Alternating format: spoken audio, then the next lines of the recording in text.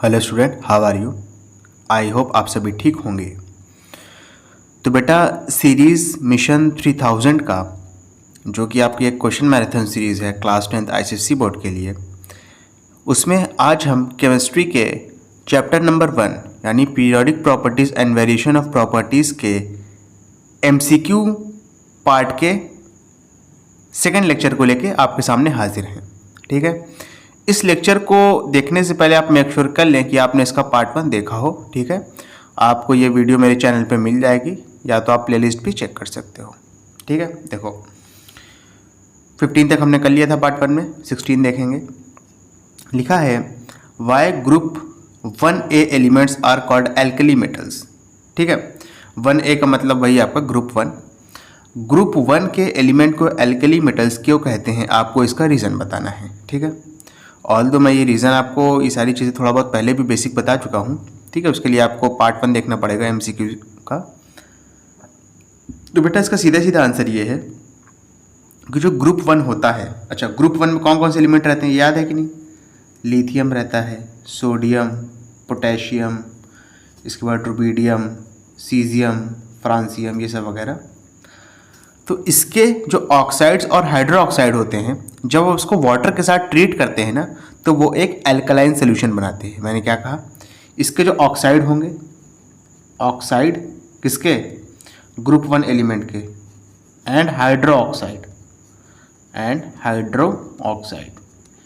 इसको जब हम ट्रीट करेंगे वाटर के साथ, ठीक है, तो यहाँ पे हमको जो मिलेगा वो मिलेगा आपको एल्कलाइन सोल्यूशन। क्या मिलेगा? Alkaline solution. ठीक है, एल्कलाइन सोल्यूशन का मतलब समझते हो? एल्कलाइन सोल्यूशन का मतलब समझते हो कि नहीं? देखो, एल्कली का मतलब होता है, जो एल्कली है, एल्कली इसका मतलब होता है bases which are soluble in water.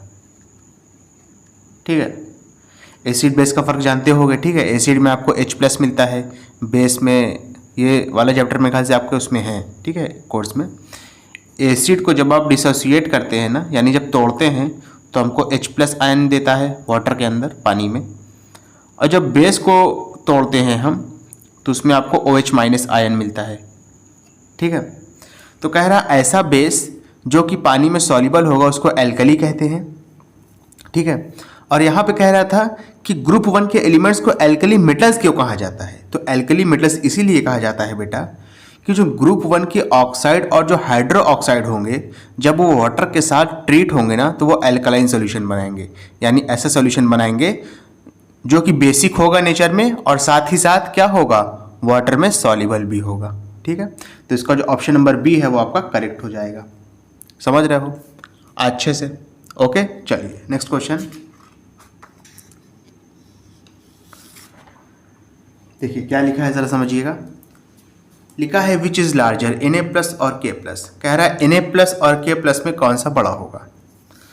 तो बेटा ये क्वेश्चन थोड़ा सा ट्रिकी है, ट्रिकी तो नहीं कहूँगा, ऑप्शंस ऐसा डाल के ट्रिकी बना दिया गया है। अगर आप ऑप्शन नंबर 1 पढ़ो, लिखा है K+ is larger than Na+ because of the larger ionic radius. तो कुछ बच्चे जो है इसको टिक करके चले जाएंगे और सोचेंगे हमने बहुत बड़ा काम कर दिया। बेटा अगर मैं पूछूं आपसे, सीधा सीधा है कि आपके पिताजी आपसे क्यों बड़े हैं, और एक बच्चा जवाब दे दे या आप ही जवाब दे दो कि सर मेरे पिताजी मुझसे इसलिए बड़े हैं क्योंकि वो मुझसे हाइट में बड़े हैं, इस बात का कोई लॉजिक बनेगा? नहीं बनेगा ना। तो वही सेम चीज़ आपको यहाँ पे नहीं करनी है। अब जब जाहिर सी बात है Na+ और K+ कौन सा बड़ा है, इसमें कह दिया है ऑप्शन में कि K+ बड़ा है Na+ से क्योंकि उसका आयनिक रेडियस बड़ा है, तो इस बात में कोई लॉजिक नहीं बनेगा। ठीक है, लेकिन हाँ अगर आप ऑप्शन नंबर सी देखो, लिखा है K+ is larger than Na+, K+ बड़ा है Na+ से क्योंकि K+ पीरियड 4 में बिलोंग कर रहा है, तो ये थोड़ा सा लॉजिक बना रहा है। समझ रहे हो ना? अब देखो पीरियड तो जानते होगे ना। ठीक है, हॉरिजॉन्टल लाइन को आप क्या कहते हैं पीरियोडिक टेबल में? पीरियड कहते हैं। और वर्टिकल लाइन को क्या कहते थे? ग्रुप कहते थे। ये सब सारी चीज़ें तो मैंने बताई थी। अच्छा, जो के प्लस है, समझो पहली बात, के आपका आता है फोर्थ पीरियड में और जो Na आता है वो आता है थर्ड पीरियड में, ठीक है ना। देखो यहाँ पे बना देता हूँ थोड़ा। ये हाइड्रोजन है जो कि पहले पीरियड में होता है, फिर लिथियम वाली सीरीज़ होती है जो कि सेकंड पीरियड में आती है, फिर आती है आपकी सोडियम वाली सीरीज़ जो कि थर्ड पीरियड में आती है, और फिर आती है पोटेशियम वाली सीरीज़ जो कि आपका फोर्थ पीरियड में होता है। तो जाहिर सी बात है, जैसे जैसे आप नीचे आते जाओगे ना, एक पूरा का पूरा शेल ही बढ़ता जाता है एटम के अंदर।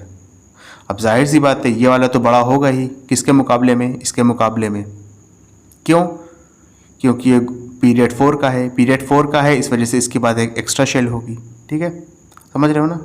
ऑल तो यहाँ पे के प्लस लिखा है, के प्लस भी आप कर दोगे ना, उसके बाद भी क्या हो जाएगा, जैसे मान लो, देखो समझ लो थोड़ा सा और, पोटेशियम का जो एटॉमिक नंबर होता है वो होता है 19, और इसका अगर आप इलेक्ट्रॉनिक कॉन्फ़िगरेशन लिखें यानी KLMN करके, तो हो जाएगा 2881। तो ये लास्ट वाली शेल से क्या करता है, एक इलेक्ट्रॉन बाहर निकाल देता है स्टेबल होने के लिए, और जैसे ही ये एक इलेक्ट्रॉन बाहर निकालेगा तो ये बन जाएगा के प्लस, ठीक है। अगर आप सोडियम का देखें, Na का, इसके पास होते हैं 11 इलेक्ट्रॉन, इसका इलेक्ट्रॉनिक कॉन्फ़िगरेशन क्या हो जाएगा, KLM करके 281, ठीक है।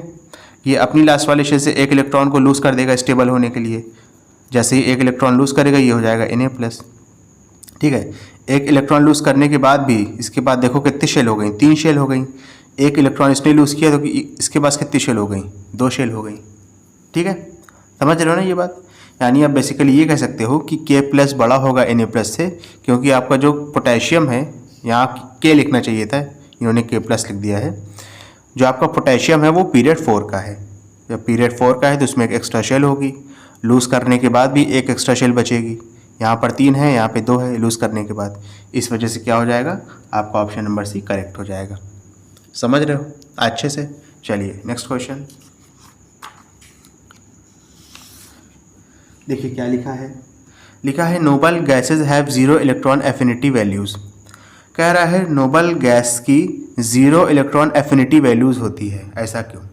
इलेक्ट्रॉन एफिनिटी पता है ना, अगर आप किसी इलेक्ट्रॉन को किसी आइटम के अंदर घुसेड़ना चाहते हैं, दाखिल कराना चाहते हैं और चाहते हैं वो इंटर हो जाए, तो आपको उस इलेक्ट्रॉन को कुछ एनर्जी देनी पड़ेगी बाहर से, समझ रहे हो ना।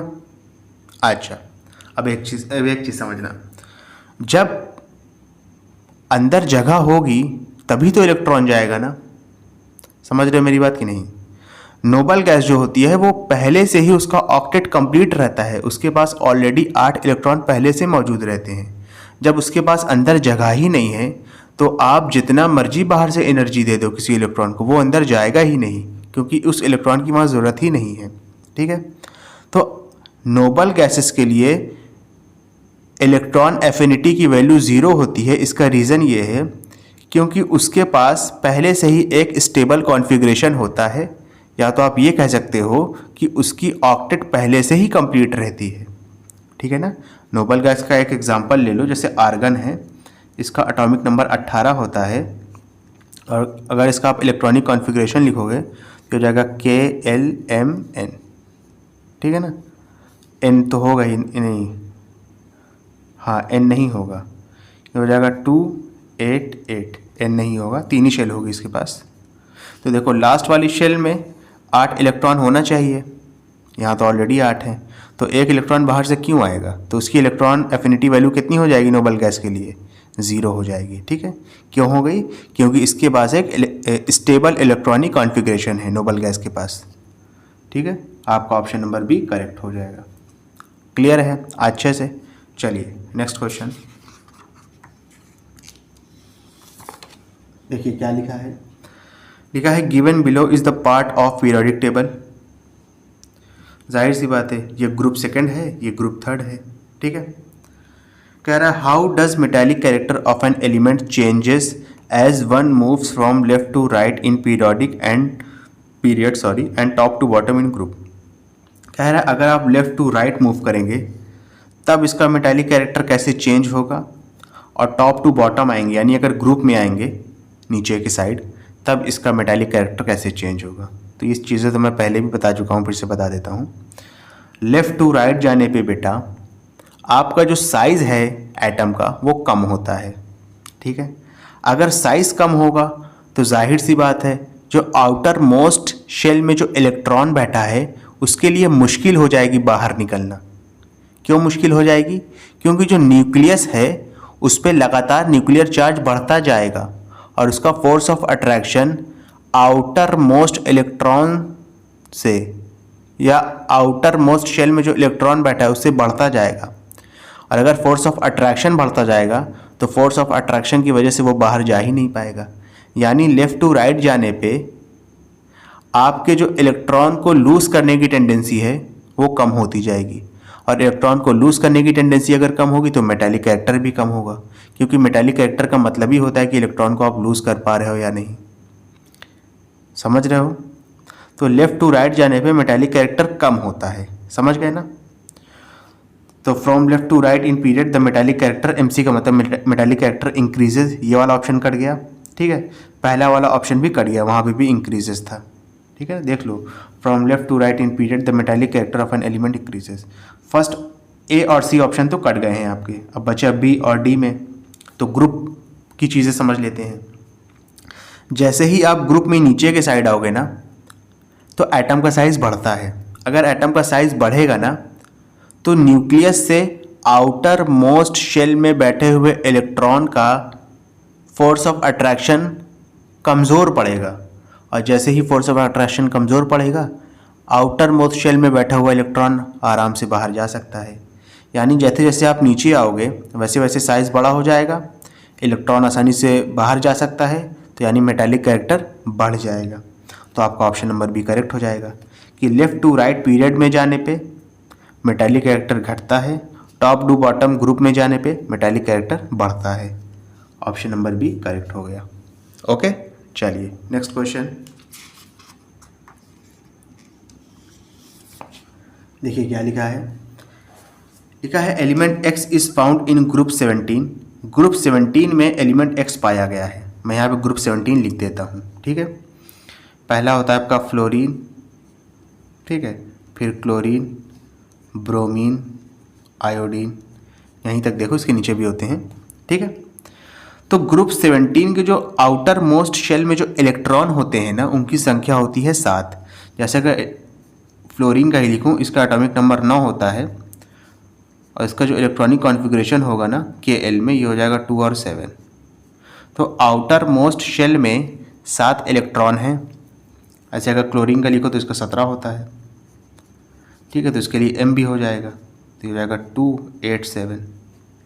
तो आउटर मोस्ट शेल में 7 इलेक्ट्रॉन हैं। स्टेबल होने के लिए कितने चाहिए? 8 इलेक्ट्रॉन, यानी ये 1 इलेक्ट्रॉन बाहर से लेगा, और जो भी 1 इलेक्ट्रॉन, 2 इलेक्ट्रॉन या 3 इलेक्ट्रॉन बाहर से लेते हैं स्टेबल होने के लिए, ऐसे एलिमेंट को हम नॉन मेटल कहते हैं। ऐसे एलिमेंट को क्या कहते हैं? Non metal. ठीक है, समझ गए? यानी जो ग्रुप 17 के एलिमेंट है ये बेसिकली नॉन मेटल होंगे। नॉन मेटल होंगे तो नॉन मेटल की प्रॉपर्टी भी दिखाएंगे। नॉन मेटल की प्रॉपर्टी क्या होती है? नॉन मेटल की सबसे बेसिक प्रॉपर्टी ये है कि ये हीट और इलेक्ट्रिसिटी को अपने अंदर कंडक्ट नहीं कर सकते, यानी ऑप्शन नंबर ए आपका करेक्ट हो जाएगा। ठीक है ना? हाई मेल्टिंग पॉइंट बिल्कुल नहीं, नॉन मेटल का लो मेल्टिंग पॉइंट होता है।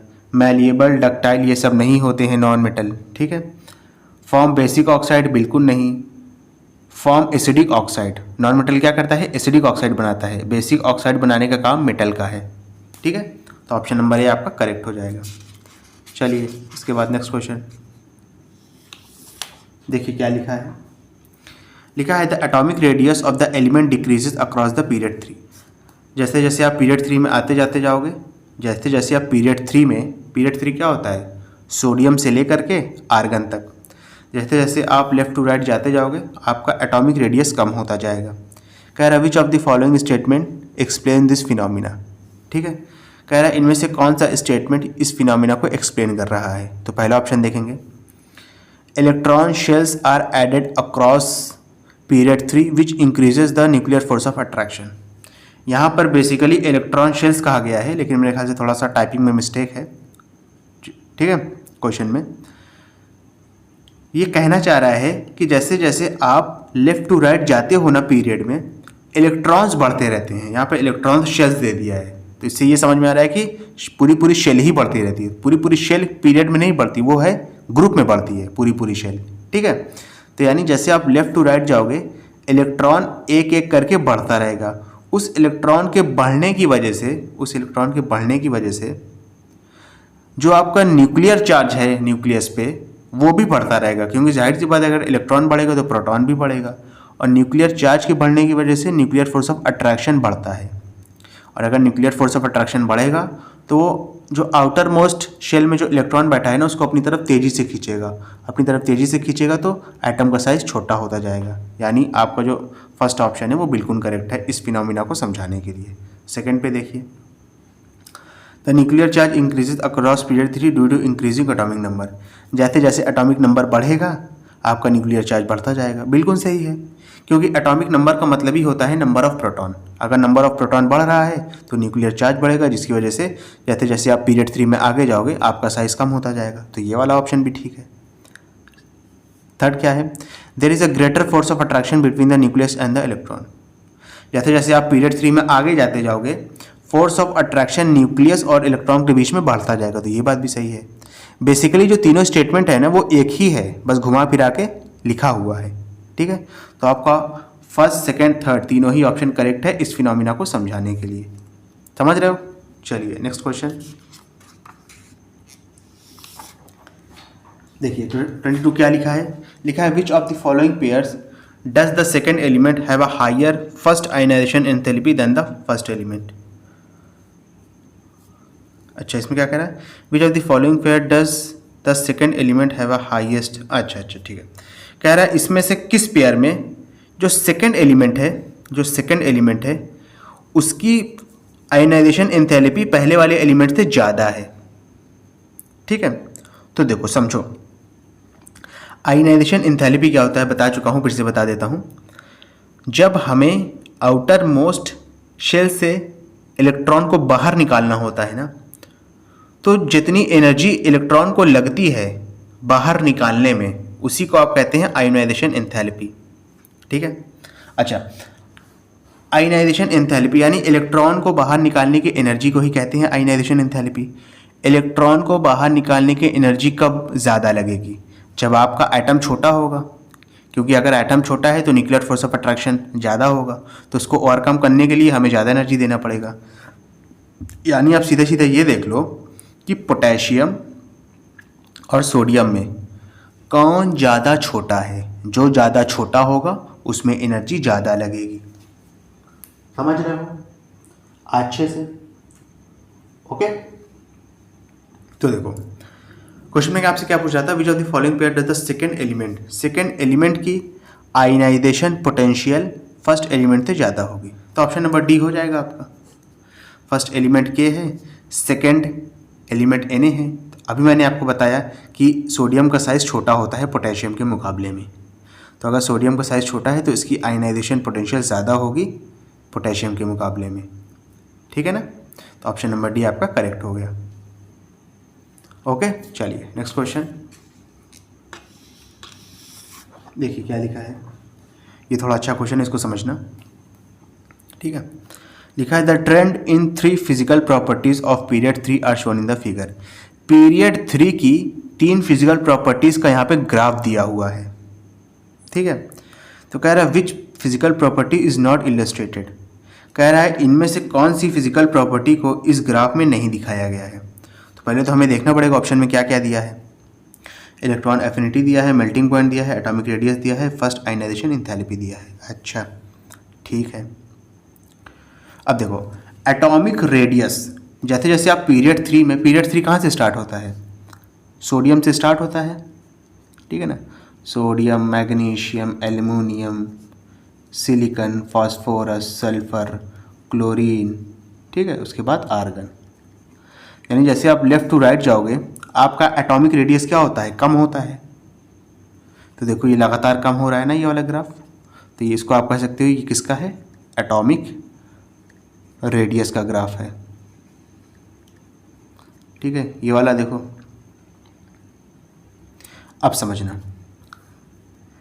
लेकिन इस ग्राफ को समझाने के लिए मुझे आपको एक एक्स्ट्रा कॉन्सेप्ट बताना पड़ेगा, बताता हूँ, कोशिश करता हूँ। लेकिन आपके इस चैप्टर में सिर्फ शेल तक का पढ़ाया गया है, सब शेल तो पढ़ाया नहीं गया है। एसपीडीएफ का यहाँ पे इस्तेमाल दिखाना पड़ेगा इसको समझाने के लिए, ठीक है। फिलहाल आप ये समझ लो कि लेफ़्ट टू राइट जाने पे अगर साइज़ कम हो रहा है तो जाहिर सी बात है आयनाइजेशन एंथैल्पी क्या होनी चाहिए, यानी इलेक्ट्रॉन को निकालने की जो एनर्जी होती है, आउटर मोस्ट शेल में से इलेक्ट्रॉन को निकालने की एनर्जी, उसी को आप आयनाइजेशन एंथैल्पी कहते हैं। अगर साइज़ कम हो रहा है तो आयनाइजेशन एंथैल्पी बढ़नी चाहिए, तो देखो लगातार बढ़ रही है, लेकिन कहीं कहीं पे कम भी हुई है।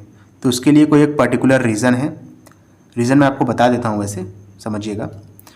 जो फास्फोरस है ना, इसकी जो सबशेल होती है, शेल नहीं सबशेल, ये हाफ फिल्ड होती है। और जो हाफ फिल्ड सबशेल होती है ना, वो ज़्यादा स्टेबल होती है पार्शियली फिल्ड सबशेल के मुकाबले में। यही रीज़न है कि फास्फोरस की जो आयनाइजेशन इंथैल्पी है वो सल्फ़र के मुकाबले में ज़्यादा है। और वही सेम रीज़न यहाँ पे भी है। मैग्नीशियम की जो आयनाइजेशन इंथैल्पी है वो एल्युमिनियम के मुकाबले में इसलिए ज़्यादा है क्योंकि जो मैग्नीशियम की जो सबशेल है वो यहाँ पे फुली फिल्ड है। सबसे ज़्यादा स्टेबल फुली फिल्ड होती है, फिर हाफ फिल्ड होती है, उसके बाद पार्शियली फिल्ड होती है। ये मैं जान रहा हूँ आपको समझ में नहीं आया होगा, फिलहाल आप इसको जान लो कि सेकेंड वाला क्या है, आयनाइजेशन एंथैल्पी है, ठीक है। मैं आपको देखो बता भी देता हूँ, लिख के बता दे रहा हूँ, कोई दिक्कत नहीं है। मैग्नीशियम का 12 होता है। अब देखो मैं इसको सबशेल के फॉर्म में लिख रहा हूँ, 1s2 2s2 2p6, ठीक है, 3s2। जो ऊपर आपको दिख रहे हैं 2 2 6 2, ये अब सब इलेक्ट्रॉन हैं। 2 2 4 6 4 10 10 2 12। देखो ये पूरा फुली फिल्ड है ना, इसमें 2 ही इलेक्ट्रॉन आ सकते हैं और पी में 6 आ सकते हैं टोटल, ठीक है। फास्फोरस का लिख लेते हैं, फास्फोरस का 15 होता है, 15 होता है, ठीक है। तो ये 1s2 हो जाएगा, 2s2 हो जाएगा, 2p6 हो जाएगा, समझ रहे हो ना। 1s2 2s2 2p6 3s2, उसके बाद 3p3। मैंने अभी आपको बताया कि 3 में टोटल 6 इलेक्ट्रॉन होने चाहिए थे, यानी हो सकते हैं। यहाँ पे 3 है, यानी ये हाफ फील्ड है। तो हाफ फील्ड वाला पार्शियली फील्ड से ज़्यादा स्टेबल होगा, इस वजह से फास्फोरस थोड़ा सा ऊपर निकल गया है। फुल फील्ड वाला पार्शियली फील्ड से ज़्यादा होगा, इस वजह से मैग्नीशियम थोड़ा सा ऊपर निकल गया है। अगर सीधा सीधा ग्राफ बनता ना तो ये डायरेक्ट क्या होता, बढ़ता ही जाता, ठीक है। ये आपका किसका हो गया, फर्स्ट आयोनाइजेशन एंथैल्पी का ग्राफ है ये, ठीक है। अब देखो ये वाला जो है, अब समझना, ये है आपका मेल्टिंग पॉइंट का। इसके लिए कोई पर्टिकुलर रीज़न नहीं है, बस आप ये समझ लो कि थर्ड पीरियड में मेल्टिंग पॉइंट सबसे ज़्यादा सिलिकॉन का होता है, ठीक है। अब ग्लास में, ग्लास जानते हो ना, ग्लास जानते हो ना, अरे जो गाड़ी वगैरह में लगाया जाता है वो बना होता है सिलिका का, सिलिका डस्ट कहते हैं उसको। तो बेटा उसको कभी पिघला के देखना, उसका जो वो होता है मेल्टिंग पॉइंट वो बहुत ज़्यादा होता है, समझ रहे हो। तो आप ऐसे समझ लेना, इस वजह से अगर सिलिकॉन का सबसे ऊपर पीक दिखाई दे रहा है ना, इसका मतलब वो मेल्टिंग पॉइंट वाला ही ग्राफ है, ऐसे समझो। तो ये किसका हो गया, मेल्टिंग पॉइंट का, ठीक है। इसको समझाने को कोई बेसिक रीज़न है नहीं, समझ रहे हो ना, मतलब कोई पर्टिकुलर रीज़न नहीं है, आपको ऐसे याद करना पड़ेगा। तो देखिए 3 प्रॉपर्टी तो कवर हो गई, बचा क्या आपका इलेक्ट्रॉन एफिनिटी बचा, तो यही वाला ऑप्शन हो जाएगा। ये बहुत अच्छा क्वेश्चन है, ठीक है, आपके लेवल के हिसाब से। इसका तो है ग्राफ, लेकिन रीड करना आना चाहिए, ग्राफ कैसे बढ़ रहा है कैसे घट रहा है, ये सारी चीज़ें, ठीक है। चलिए नेक्स्ट क्वेश्चन देखिए क्या लिखा है, लिखा है वैलेंसी ऑफ एल्युमिनियम। एल्युमिनियम की वैलेंसी क्या होगी। एल्युमिनियम का सिंबल Al होता है, इसका एटॉमिक नंबर 13 होता है। इलेक्ट्रॉनिक कॉन्फ़िगरेशन लिख लेंगे Klm, पहले में 2, दूसरे में 8 इलेक्ट्रॉन, तीसरे में 3, ठीक है। वैलेंसी का मतलब होता है एल्युमिनियम कितने इलेक्ट्रॉन को डोनेट करके या कितने इलेक्ट्रॉन को अपने आउटर मोस्ट शेल में ले करके स्टेबल होगा, यानी इसकी कंबाइनिंग कैपेसिटी। तो देखो एल्युमिनियम के लिए क्या आसान है, 3 इलेक्ट्रॉन को किसी को दे दे या 5 इलेक्ट्रॉन किसी से ले ले, जाहिर सी बात है जो कम है, जिसमें कम मेहनत है वही करेगा ये, यानी ये 3 इलेक्ट्रॉन किसी को दे देगा, 3 इलेक्ट्रॉन किसी को दे देगा। अगर ये 3 इलेक्ट्रॉन किसी को दे देगा और देकर स्टेबल बनेगा तो इसका मतलब इसकी वैलेंसी क्या हो जाएगी, 3 हो जाएगी। ठीक है, समझ गए। चलो नेक्स्ट क्वेश्चन देखो क्या लिखा है। Aluminium has a tendency to lose. अब देखो मैंने भी बताया एल्युमिनियम के पास कितनी टेंडेंसी, को कितने इलेक्ट्रॉन लूज कर सकता है स्टेबल होने के लिए, 3 इलेक्ट्रॉन, अभी बताया था। ठीक है, हो गया आपका। चलिए इसके बाद बेटा अपना मेरे ख्याल से assertion and reason type question है, असर्शन एंड रीजन टाइप देख लेते हैं। हाँ बिल्कुल, असर्शन एंड रीजन टाइप है, इसको थोड़ा सा ध्यान से पढ़ना। ठीक है, बहुत अच्छे क्वेश्चन है सारे। अच्छा, अब इसको बेटा आप थोड़ा अच्छे से समझिएगा। ठीक है, अगर नहीं समझेंगे तो दिक्कत में आ जाएंगे। ठीक है ना। चलो, लिखा है direction, question number 1 to 3 are based on the options given below. Question number 1 से 3 तक, यानी ये 1 2 3, इसके लिए आपको डायरेक्शन दिया हुआ है, यानी पहले इसको पढ़ना पड़ेगा। डायरेक्शन क्या है देख लो। ठीक है, लिखा है ऑप्शन नंबर ए क्या है, assertion and reason both are correct statement and reason is the correct explanation of assertion। अच्छा, कह रहा है assertion और reason दोनों करेक्ट है और जो reason है वो करेक्ट एक्सप्लेनेशन है assertion के लिए। यहाँ पे क्या लिखा है, assertion and reason both are correct statement, assertion और reason दोनों ही सही हैं, बट लेकिन reason is not the correct explanation of the assertion। reason correct explanation नहीं है assertion को समझाने के लिए। सी ऑप्शन क्या है, assertion is true but reason is false। Fourth option क्या है, assertion is false but reason is true। ठीक है, देखो पहला क्वेश्चन क्या है आपका, the element of the different group have similar chemical properties. तो सुन देखिएगा, जैसे मैं आपको बता रहा था बेटा, वीडियो बनती चली गई। ठीक है, मैंने ध्यान नहीं दिया, बैटरी बहुत लो हो गई थी, इस वजह से वीडियो अपने आप बंद हो गई थी। ठीक है ना, और मैं पता था चला गया, मुझे लगा वीडियो बन रही है, लेकिन वीडियो नहीं बन रही थी। चलिए मैं रिपीट कर देता हूँ। देखिए, मैं आपको बेसिकली बता रहा था फर्स्ट क्वेश्चन। ठीक है, चारों स्टेटमेंट का मतलब समझा दिया था कि कहाँ पे क्या अप्लाई होगा। जैसे पहला दिया था द एलिमेंट्स ऑफ द, देखिए ये मैंने काट के सेम लिखा है, पहले हम डिफरेंट लेके करेंगे। ठीक है, बेसिकली जो क्वेश्चन नंबर 1 है ना, इसमें मैंने 2 केस बताए थे। देखो क्या लिखा है, the element of the different group have similar chemical properties. Different group की जो एलिमेंट्स होते हैं उनकी प्रॉपर्टीज सिमिलर होती है। यहाँ पे ये स्टेटमेंट कहा गया था, जो कि सरासर गलत है। अगर डिफरेंट ग्रुप के एलिमेंट्स हैं तो उनकी प्रॉपर्टी पे डिफरेंट होगी, यानी असर्शन इज फॉल्स। ठीक है, सेकंड क्या है reason, it is because they have same number of valence electron. अच्छा, कह रहा है, मान लीजिए, समझिए, पहली चीज़ क्या कहा था कि डिफरेंट ग्रुप के जो एलिमेंट हैं उनकी प्रॉपर्टी सेम होगी, जो कि सरासर गलत था, यानी असर्शन इज फॉल्स वाला यहाँ पे बैठ रहा है। ठीक है, यानी assertion is false but reason is true. Reason true है, देखो कैसे लिखा, it is because they have same number of valence electron.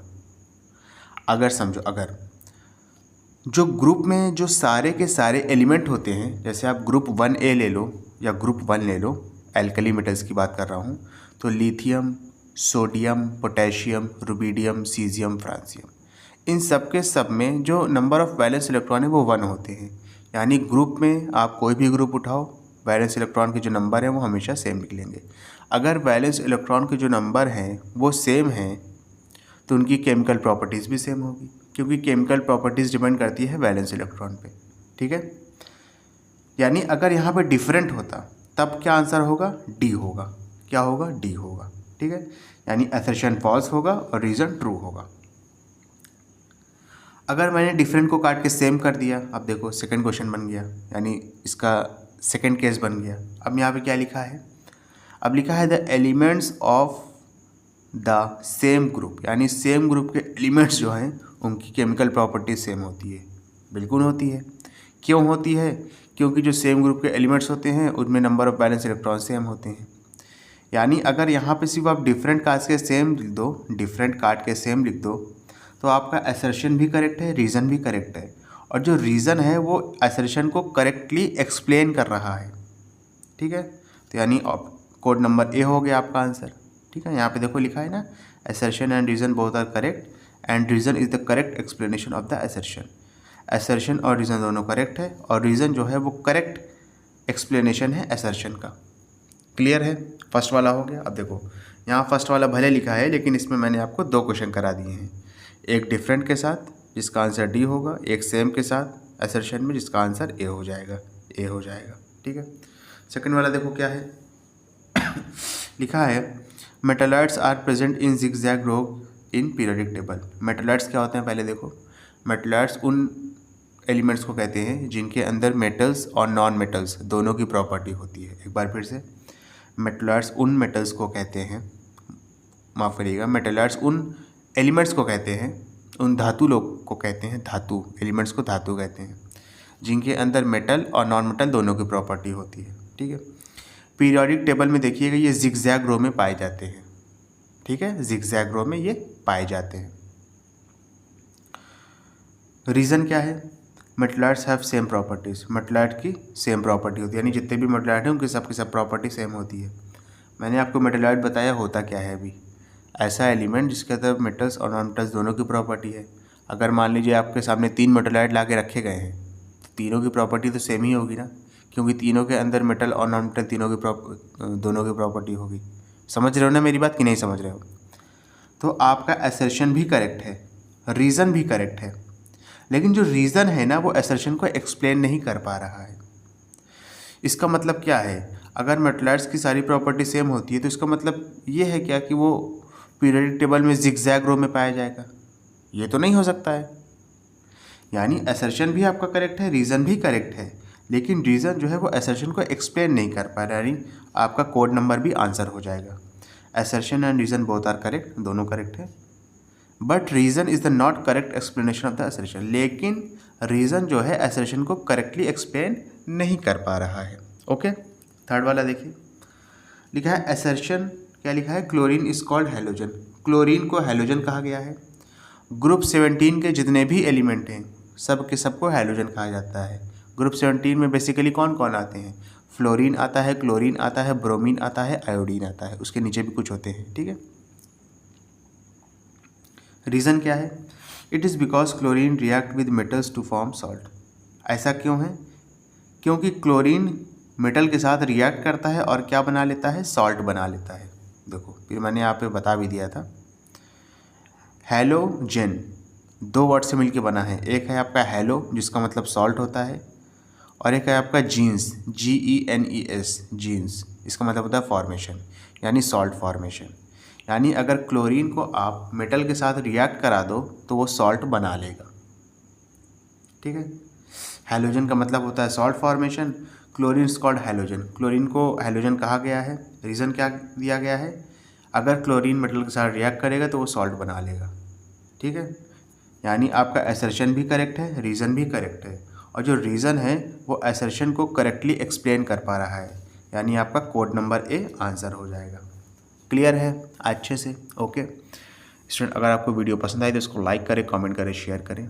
ठीक है। अगर आप ये तीनों काम ना भी करेंगे तो भी मुझे बहुत ज़्यादा फ़र्क नहीं पड़ेगा, लेकिन बस ये कर दीजिएगा बेटा कि जो भी बच्चे सिंसियरली तैयारी कर रहे हैं बोर्ड्स की, ठीक है, क्लास 10th ICSE की, उन तक ये वीडियो ज़रूर पहुंचा दीजिएगा। आपकी बहुत मेहरबानी होगी। Okay, thank you.